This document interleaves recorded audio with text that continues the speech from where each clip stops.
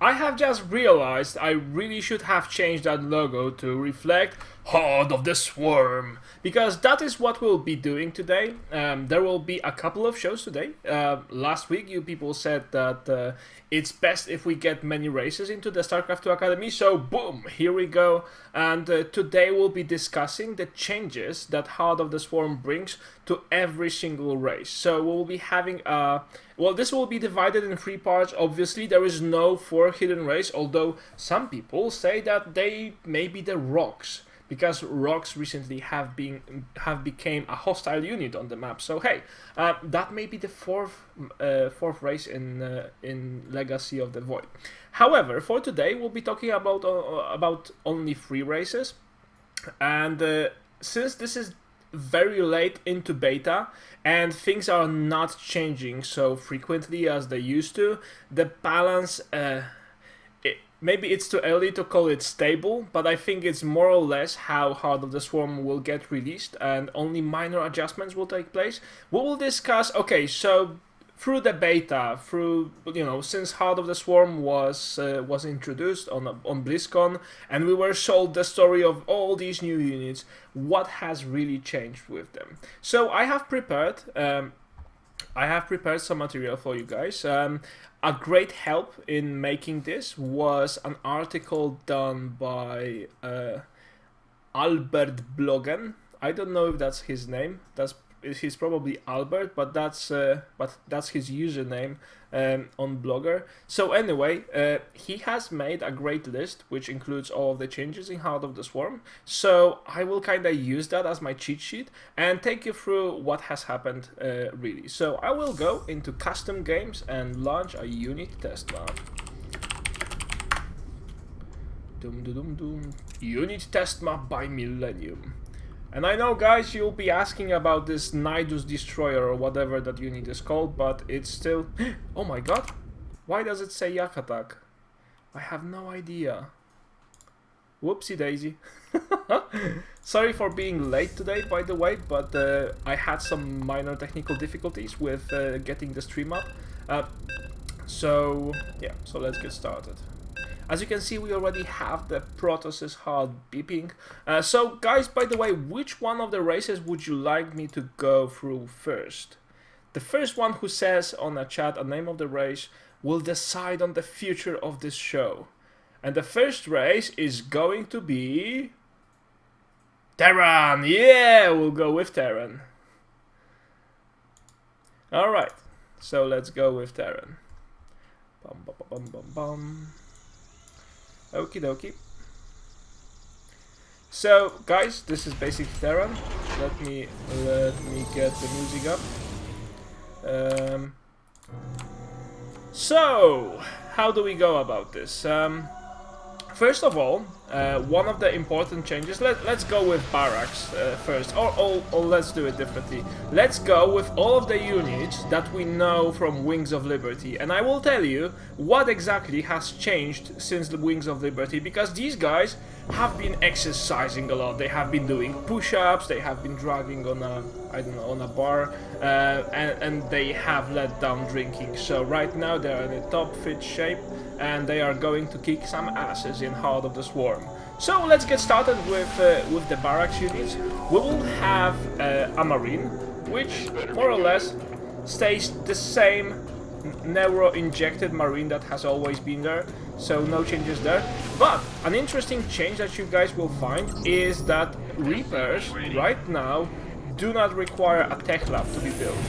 So if I land these barracks over here and build a new set here,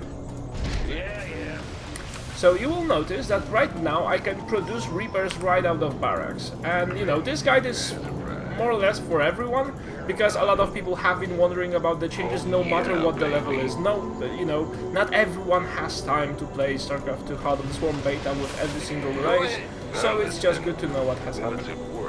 Okay, so Reapers it is. And with Reapers, we can now make a reactor and produce 2 of them at a time, which is awesome. This is all to kind of encourage the fact that you should be harassing early in the game. Now, since I have vision, I won't show you a very major change. that has happened in Wings of Liberty, but basically Reapers can now see uphill. So there will be no situations where a Stalker or 2 Hydralisk or a whole freaking army would be waiting for you up on a cliff. You will be able to see that right away, and you will be able to escape. Also, I think Reapers are now faster. Their base speed has increased to 375, so you will notice how speedy they seem right now as opposed to what they were in Wings of Liberty. And additionally, you will be missing something, because Reapers right now do only 4 damage. That's 2 attacks, so that's 8 damage total, with range 5. So in the late game, I don't imagine they are very useful, but their usefulness has increased for the early game thanks to the speed upgrade, the increased amount of health, so Stalkers will need to 4 or 5 hit you now. And also, what you'll be losing is, I'm afraid, the bonus for light units. You will need to have at least 2 Reapers harassing if you take your worker line harassment seriously. You will not be able to do a lot of damage with only a single Reaper. A single Reaper is still cool because it can do lots of scouting and he's fast, so he should be fine on its own, but it won't do such a significant damage. If you go 2, 3 or 4 Reapers, then you enter the phase where you will be doing lots of damage. So anyway, that's the Reaper. As you can see, a lot of changes for the Reaper. Now let's move on to the Medivac. Hey there, how are you doing, my good friend? Good, what about you? As you can see, a Medivac has earned himself, because, there's a very sexy pilot here, and, things that are sexy usually get treated very fairly with games. Where's the emergency? That's, I'm afraid, the general tendency within the game industry, because, like, 80% of us are males. Sorry, we're geeks, we're nerds. We like sexy ladies in games, and this is why they get so much attention. Talk to me. So anyway, this Medivac pilot has got an Ignite Afterburner, which has a 20-second cooldown, and it increases the Medivac's movement speed by 70%. So let me demonstrate that to you. Bum bum bum bum bum. Dropping off. If I send this Medivac over here, Hey, and with this here. I use the turbo. That I'm ahead a lot. And this is again to encourage this harassment type of play where you are easier off escaping different forms of trying to catch your drops. Earlier on in Wings of Liberty it has been rather easy to catch a Terran's drop. Now it is well, maybe not meant to do damage, but it is so much more difficult to catch, and it requires different techniques than just having a bunch of units at the ground, because dropping is quite fast, and you'll be able to escape Mutalisks with this. I think, let me check. I need to double check that fact, but yes, you should be able to. Yes, you will be able to escape Mutalisks. You will be just slightly faster than they will, if you're lucky. Okay, now there is also an upgrade that you all knew, which is the Caduceus reactor. I never managed to find which one of the icons it is, and it used to give you a boost on how effective the Medivac healing is, but that has been so powerful it has been removed from the beta, and right now Caduceus reactor only gives a boost to the starting energy of Medivacs, unfortunately. So there have been rushes where early Medivacs were just ripping through opponents. Yeah, and also, that's an interesting fact for you guys, once the Caduceus reactor upgrade is done, and let me damage this poor marine. Alright, so once the Caduceus reactor upgrade is done, or not, the patch notes said that the color of the beam would change, but hey. Okay, now moving on to the factory and the Grand 4. Yeah, thank you, 4. You will see that he no longer has energy. Energy was here because Thors were kinda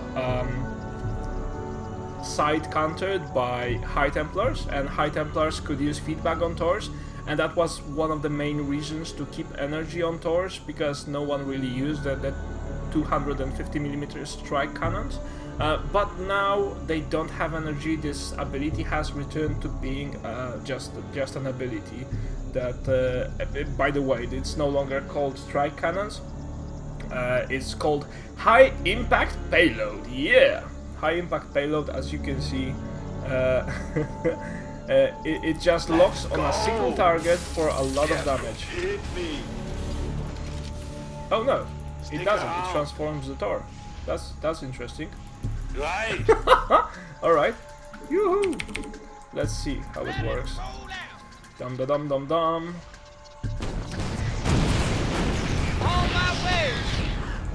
Got something for me? So as you can see, the Thor is hunching now. That's the change in his behavior. So right now, this works like a mod shift. So you can shift between two modes of Thor working. Okay, baby. And in these two modes, it just deals different sort of damage range. Alright. So as we can see, this Punisher cannon is an upgrade, it seems, to target air units. Let's give it a try. Dum dum dum dum dum. Ready to plunder. Bold. Okay. Get me back into the fight. Yes. I am here. Click me.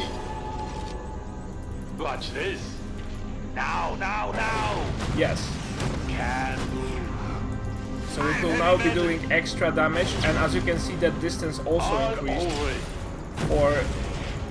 for the air targets. Now let's take them all into a single spot. It doesn't do splash damage, but as you can see, it shoots very fast. So if you want to fight against Broodlords or pretty much any long range air unit, this is your way to go. Okay, now moving on. The Thor is now slightly more beefy because his range, his radius has been just increased. Moving on to the Raven, because Raven is also interesting. Raven. No, not this. Hello, Raven. So right now, the Seeker missile has been redesigned. Let me just try to power this up. Bum bum bum bum bum. Awaiting orders. Or not. Okay. Anyway, your request.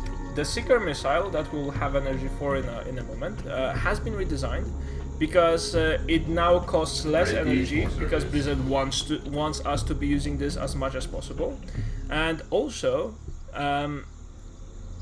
these. Well, let me just show you that. Understood. Let's find ourselves a victim. We have these two 6 times. Scanning battlefield conditions. Commencing. As you can see, it just stays immobile and boom, does a freaking lot of damage. It deals 100 damage on splash, but also it just takes longer and stays in the air. So right now, it's a very helpful ability for when you're defending. It will not be as useful when you're chasing armies, but when defending it will be miraculously helpful. And now, you know, engineering at your disposal. The thing with the Seeker missile nowadays is that you know, when someone is attacking you or when you're having a battle on a certain field, instead of just chasing around the map, the Seeker missile will be a very defensive ability instead of this extra offensive. At least it will be more used close to your base or opponent's base when you are sure that a battle will need to happen, instead of just happening pretty much anywhere on the map as the Seeker missiles used to be. Because the way it worked in Wings of Liberty was people were just having a group of ravens and they were trying to fly in and then sneakily shoot something that blows, and And yeah, it blew large holes, but now the ability State will your be more stable, request. but also more powerful. So all of you should be pretty much happy about this. Now, one of the changes that I'm most happy about, and this is awesome, guys, one of the changes is that right now siege tanks do not have a siege tech upgrade. And by saying that, I don't mean that they cannot go into a siege mode. No, they freaking can, but they can go to siege mode right away, right after they get produced. You no longer need to research a siege mode to get this started. Woohoo! So as you can see, you have access to siege mode early on, which I think will be leading to some pretty awesome moves from the Terrans. So that gives you a lot of early defenses and should be pretty cool.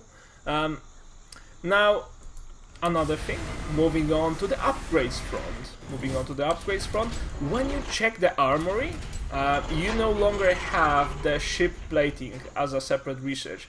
Now, when you are upgrading metal, you are upgrading metal for every unit you produce, and that means armor for both ground units and air units. And this is just, again, to encourage more various type of play instead of binding you to a single type of a unit. And you know, this kind of reduces the cost of your endgame army, because you don't need to worry so much about, oh my god, which armor upgrade should I take. Right now armor upgrades are pretty good for, yeah, they are pretty good, because if you invest in armor, your ships will be much more durable, and also your ground units will also be much more beefy and heavy. So that's cool. Now, one of the things that hasn't changed is actually our good old friend, the bunker. The bunker works exactly the same, so it has the same style of boring attitude that it always had, and still excites us all. Now, there are two units, as you are well aware of, that have been introduced with Heart of the Swarm.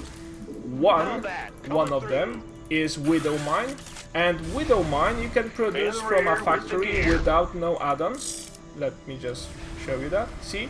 You can produce Widow Mines right away. Now, for Hellbats, you need to have an armory if you want to produce Hellbats. But you can produce Hellions, which will later on transform to Hellbats before you get the armory.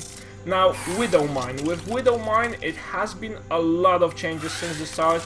It has been thought sort of a Baneling-ish unit, where it would just explode on impact, and you know, anything that's coming close to it, it will just think, hey, I'd really like to hug this guy, he looks so sweet, and boom.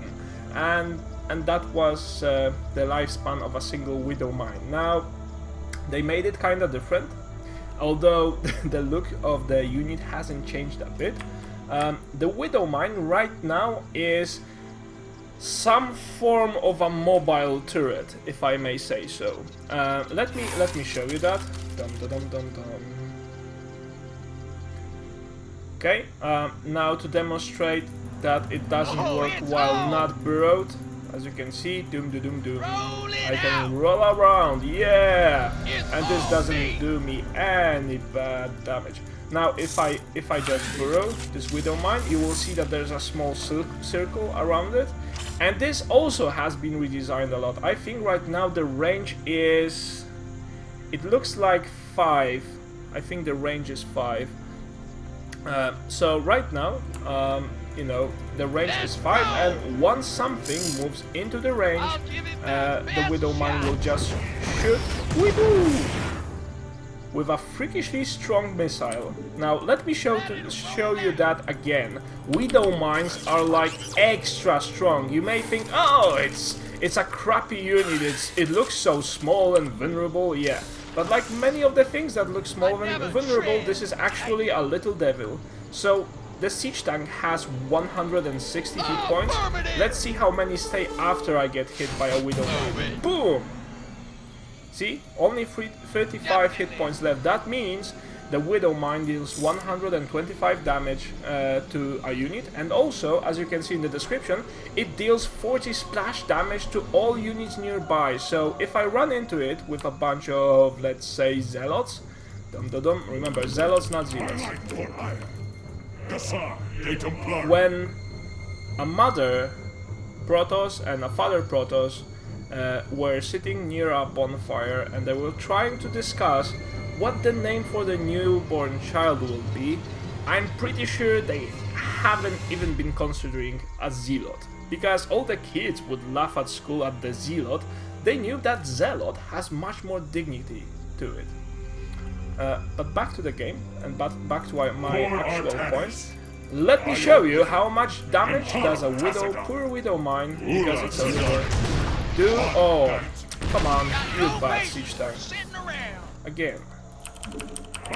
A bunch of Zealots. And a Widow mine. With no siege tank this time. Kaboom! This one is nearly dead, all of the other ones are out of shields. And one or two more Widow mines, and they are extra cheap. A Widow mine costs you 75 minerals and 25 gas. I kinda suppose that this may actually increase, but because well-positioned Widow mines just seem to deal too much damage. But so far, this is something you should guys play with. It's awesome. Widow mines are one of the best units, and you know, I'm envious. I'm a Protoss and I'm envious of the Widow mines. Yeah, and basically after a Widow mine shoots, there is a 30-second cooldown timer on a Widow mine.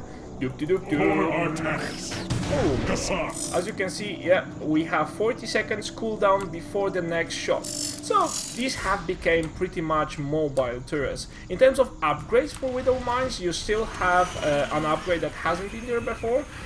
Drilling claws, which means if I do that, that Widow mines will now burrow extra fast. Arm yourself, and it's there instead of just taking some. Instead of 3 seconds. Instead of burrowing for 3 seconds, it will just burrow for 1 second. So it is very useful when it's on the battlefield. It's, I think, a mandatory endgame upgrade that everyone will want to use, because then they will be able to take the Widow mines into the battle itself. And yeah, and that's it. Now, one more test that we should give to the Widow mine is, does it deal damage to my friendly units? And that's a very good question, I think you should be asking. This enemy Zealot is here, and it's here to check if these poor Marines will get blasted off. Not good. Let's give 2 Zealots. They will actually have a chance of survival. Boom! Yes! So as you can see, there are no safe explosives around the world, and every explosive has a price attached to it. So you will need to be careful about how you use your Widow mines, because they will damage your units as well. It's best to keep them in front of your army or on a flank, or perhaps try to drop them in the mineral line of your enemy, and that's actually one of the greatest recent inventions. I don't know if you remember, but there was this unit that was called Shredder, and people were saying, oh my god, it's too strong, if you drop that to a mineral line, then all of my workers go dead.